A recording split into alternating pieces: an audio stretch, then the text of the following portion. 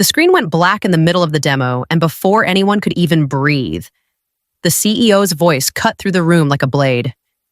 "This is on you. Get out, and don't come back." The projector fan kept whirring, useless, loud in the silence that followed. Chairs stopped moving.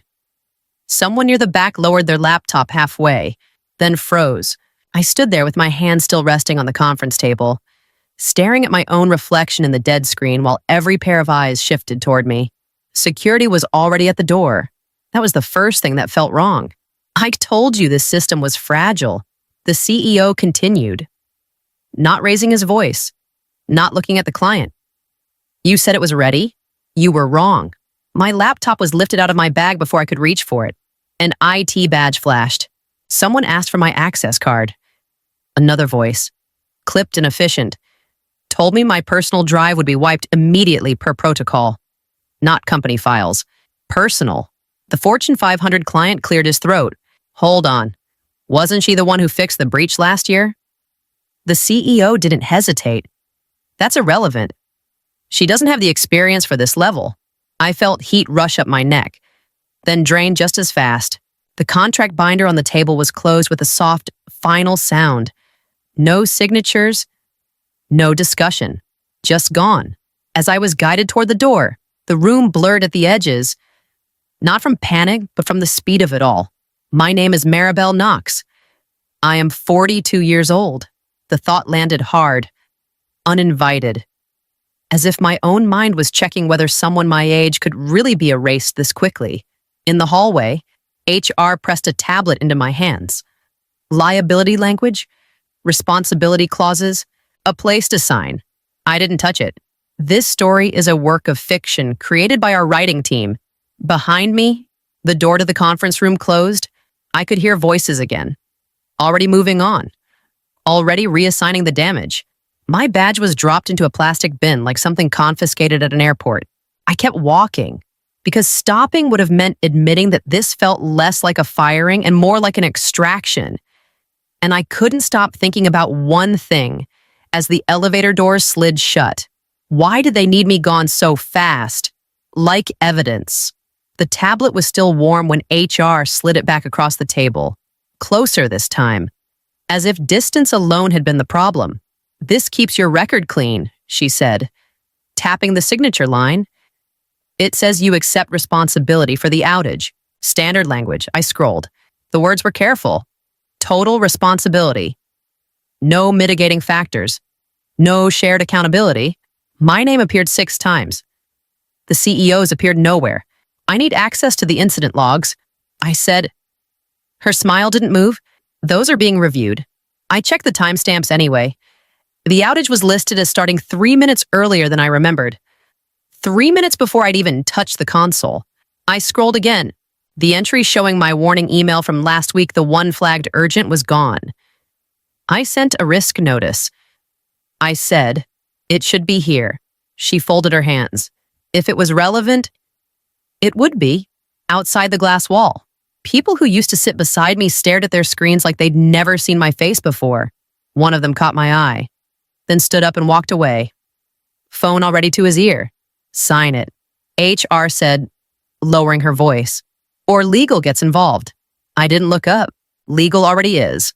A pause. "Then this agreement includes a non-disparagement clause, so I stay quiet. So you remain employable." I opened my email on my phone.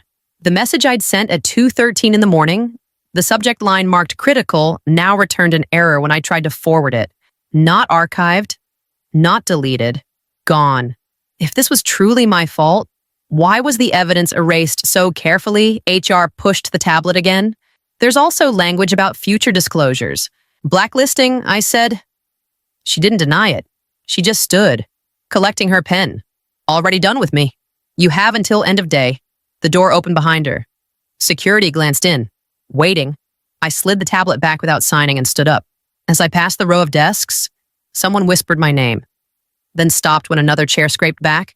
My phone buzzed in my pocket. An internal alert I hadn't seen before: account access suspended. Effective immediately. The account still accepted my credentials on the first try. That surprised me more than it should have. The alias wasn't tied to my name, my company email, or anything HR could freeze with a click. Just a string of keys and habits I'd trained into my hands over years of late nights and quiet victories no one ever saw. The dashboard loaded, familiar, clean, alive. A private message blinked in the corner.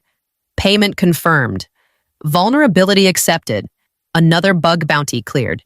Not a salary. Never had been. That was why the firing hadn't triggered panic, only anger. I'd learned a long time ago that power doesn't always show up on payroll.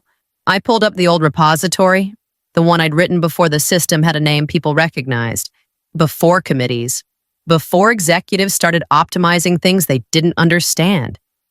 The first few files were exactly as I'd left them. Then I hit a section I didn't recognize. Someone had been there. The logic was elegant, efficient, clean in a way that made my jaw tighten. They hadn't broken anything. They'd improved it, then they'd bent it. Just enough. A conditional redirect disguised as redundancy. A fail-safe that only failed under very specific circumstances. Clever. I muttered, and the word tasted wrong. I traced the comets. The timestamps were real. The signatures weren't. Whoever did this knew my habits, knew how I structured defenses, knew where I'd hide a door for emergencies and how to turn it into something else entirely. If a genius twisted my work into a weapon, who were they really targeting? Another message popped up. This one from a forum handle I hadn't seen in years. You watching the news, I typed back without thinking. Not yet. The reply came fast. You should be. I switched windows and pulled up the monitoring feed. Traffic spikes where there shouldn't be any. A pattern forming. Familiar. Deliberate. My phone buzzed again. This time with a notification I hadn't enabled. A new access request pinging against code that should have been dormant. Someone wasn't just revisiting my system. They were waking it up. The conference room was smaller than the last one I'd been escorted out of, and no one here pretended not to notice me. Consulting role. The man at the head of the table said, sliding a badge across. Short term. We move fast.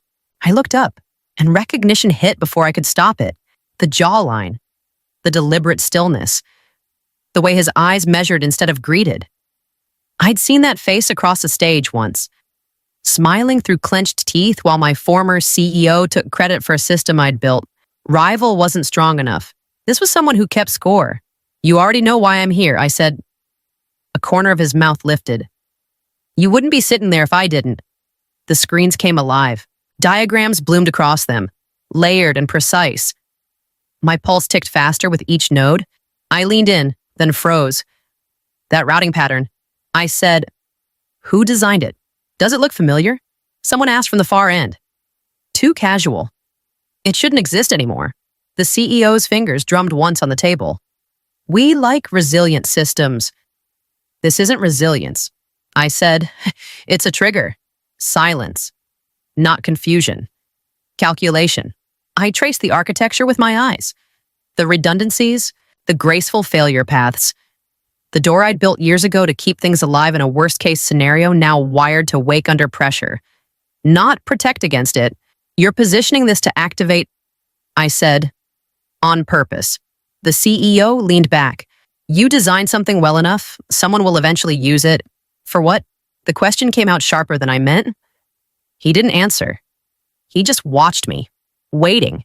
Was I hired for my expertise or placed between two predators on purpose? A notification flashed on the screen behind him. External traffic climbing. Not enough to panic, enough to notice. Looks like your old friends are busy, he said. Can you handle it? I didn't respond. I was already pulling the code apart in my head, mapping how little pressure it would take to push it past the point of safety. The system wasn't breaking. It was being invited to fail. The alert hit 3 screens at once. No warning, no courtesy ping. Just a sharp spike that flattened the room's low hum. Someone swore under their breath. Another chair scraped back. That's not noise. A voice said, that's targeted. I was already zooming in. The traffic wasn't random and it wasn't sloppy. It slid past the outer layers like it knew exactly how much pressure each one could take before bending. Not brute force, invitation. Media's calling. Someone else muttered, regulators too. A second alert stacked on the first, then a third. Client portals going dark. Internal systems stalling just long enough to trigger failovers that shouldn't have fired at all. They're walking it in. I said, step by step. The CEO leaned over my shoulder, close enough that I could feel the shift in the room. That pattern, he said. Is that yours? Yes. Silence. Not denial. Not surprise. Something colder. They're using it deliberately? I said. This isn't a breach. It's an execution. On another screen. A news ticker refreshed. My former company's name crawled across the bottom, followed by words like catastrophic and investigation. Client statements began appearing in a steady stream, each one more careful than the last. They're going to tear them apart. Someone said, they already are. I said, I pulled up the old logic path, tracing it backward. Every move the attacker made lined up with a decision I'd once built for emergencies only. Someone had studied it. Someone who knew where the door was and how to knock without leaving fingerprints. If I wasn't the only one who knew about the back door, who else was pulling the strings? A message popped up in the internal chat. This wasn't supposed to happen yet. I looked around the table. Faces stayed neutral. Too neutral. Another alert flash, this one flagged internal access, not external.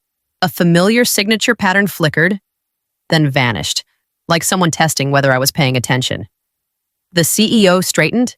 Can you contain it? I didn't answer. My focus was locked on the access log, watching the system open itself from the inside. This wasn't chaos. It was a trap tightening. And I was standing right at the hinge. My phone rang with a number I hadn't saved, but my hand knew it before my eyes did. I'm glad you picked up. The voice said, smooth, careful. This is getting messy. I didn't answer. I set the phone on speaker and kept my eyes on the access log, watching entries appear and disappear like someone breathing behind me. You framed her. I said, you put it on Lena? A pause. Paper shifting? A breath taken on purpose? She was junior. It fit. It didn't fit. I said, it stuck. She accessed restricted systems. She followed my instructions. That's not how it looks in the filings. His tone softened, like he was offering a favor.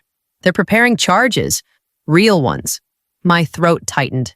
I pictured Lena's desk, the sticky notes, the way she always asked before touching anything important. The only person who'd warned me when meetings turned strange. The only one who hadn't looked away. I can make it stop, he said, but I need something from you. The screen on my phone lit up. Photos. Lena leaving the building. Lena in a hallway. Lena's badge captured mid-swipe. Then legal documents. Already stamped. Already moving. Signed the certification. He said, state there was no back door, that the failure was accidental. And you walk, and she walks. The access log spiked again. A new timestamp appeared, then vanished. He wasn't bluffing. He didn't need to. Would I sacrifice the truth to save the only person who ever stood by me? I'm running out of time. He said, so are you. The call ended without a goodbye. Another message arrived immediately. This one marked urgent. A court date, a countdown disguised as a calendar invite, across the room. The startup's CEO watched me from behind a glass wall, his expression unreadable. The system chimed again, louder this time, like it wanted an answer. I closed the access log and opened a new window. Fingers steady, already mapping a path that didn't ask permission from anyone. The offer arrived in pieces. First, a calendar invite marked confidential, then a document with tracked changes already accepted, then a short message that didn't bother pretending to be polite. Title restored, equity adjusted, silence expected. I opened the file. My old role, rewritten to look like a promotion, a vesting schedule that assumed I'd stay grateful, a clause that required my signature on a certification stating the back door never existed, another clause that barred me from discussing internal systems with anyone, anywhere, ever. My phone buzzed again. This time it wasn't the former CEO. It was an attachment forwarded without comment. Screenshots, terminal logs, my own commands from years ago, clipped and reframed, unauthorized access. The caption read, "A story that could be told convincingly enough to ruin me." The message beneath it was brief. Sign, and Lena goes home. Don't, and the filings stand. Across the table, the startup's CEO watched me read. He didn't interrupt. He didn't need to. He knew what leverage looked like. "You can make this end," he said at last, "for everyone." I closed the document and opened it again. Slower this time. The language was clean, professional, designed to sound like a win. Helping him would save Lena. Refusing would leave her alone in a system that had already decided who it needed to protect. What if the only way to stop him is to destroy yourself as well? Another notification slid across my screen. A draft press release. Already written. Waiting for a name to blame if I didn't cooperate. My name. Spelled correctly. "I'll need access to the audit environment." I said. The startup CEO straightened. "For what to verify the claim?" He studied my face, searching for hesitation. He didn't find any. "You'll have a window." "Not a lot of time." "Enough," I said. The former CEO's message came in as I stood up. "Clock's running." I didn't reply. I opened a new workspace instead and began pulling threads he'd assumed were buried too deep to reach. The room was sealed before anyone spoke. Folders stacked neatly, laptops open. The seal on the door clicked. Soft but final. Across the table, my former CEO leaned back, hands folded, already relaxed. He expected a signature. He expected me to blink. "Let's proceed," one of the auditors said. "Eyes on me. We're ready for your certification." I connected my device to the display port. The screen mirrored my desktop, clean and empty except for a single terminal window. The CEO's mouth tightened, just slightly. "This won't take long," he said. "We all want to put this behind us." I typed. The first command executed quietly, access verified.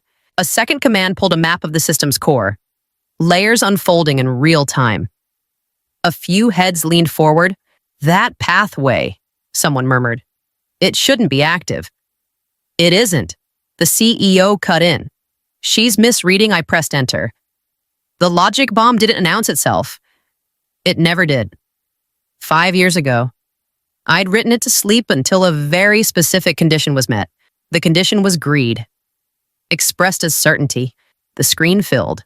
Accounts bloomed across the display, branching outward, each labeled with a jurisdiction that didn't match any balance sheet I'd ever seen internally. Transfers cascaded down the screen, time-stamped, cross-referenced, undeniable. A second panel opened, then a third. Internal log surfaced next, rewritten and re-signed again and again, each revision more careful than the last. A chair scraped back. Someone swore. The CEO stood. "This is highly inappropriate." "So was framing an engineer." I said, my voice steady. "So was laundering through a system you told everyone was clean." I brought up the final window. My own access history, every line, every violation, no edits, no excuses. "I'm not asking for immunity." I said, "I'm asking you to look." The room had gone very still. Pens stopped moving. No one reached for their phone. Did I just lose everything? Or did I finally take control? The lead auditor closed his laptop and met my eyes. "We'll need you to stay." I nodded and shut the terminal down myself. Across the table, the CEO's confidence collapsed into something smaller. Frantic. Security moved closer. Not to me this time. The door unlocked, and nothing about my life was going to fit back the way it had before. They took him out through a side door. No speeches, no shouting, just cuffs. A jacket draped too carefully over one arm, and the sound of someone breathing faster than they meant to. When he passed my chair, he didn't look at me. He stared at the floor like it might open if he asked it to. "Miss Knox," an agent said, lowering his voice. "We'll need your cooperation." "I know," I said, already standing. The startup's CEO sat across the room with his hands flat on the table, palms down, like that could anchor him. We didn't authorize this. He said to no one in particular. We didn't know. A pen paused mid-note. You benefited. The auditor replied. That's what we're here to determine. My phone buzzed once. Then again.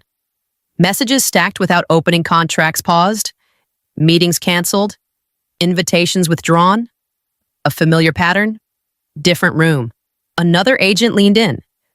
Your colleague Lena has been cleared. I closed my eyes for half a second. Air moved again. Someone coughed. They slid a document toward me. Charges listed cleanly. Cooperation terms beneath. No threats. No favors. Just consequences written in careful lines. Sign here, the agent said. We'll schedule the rest. I signed later. In the hallway, a former client stopped me. He didn't offer his hand. You could have stayed quiet, he said.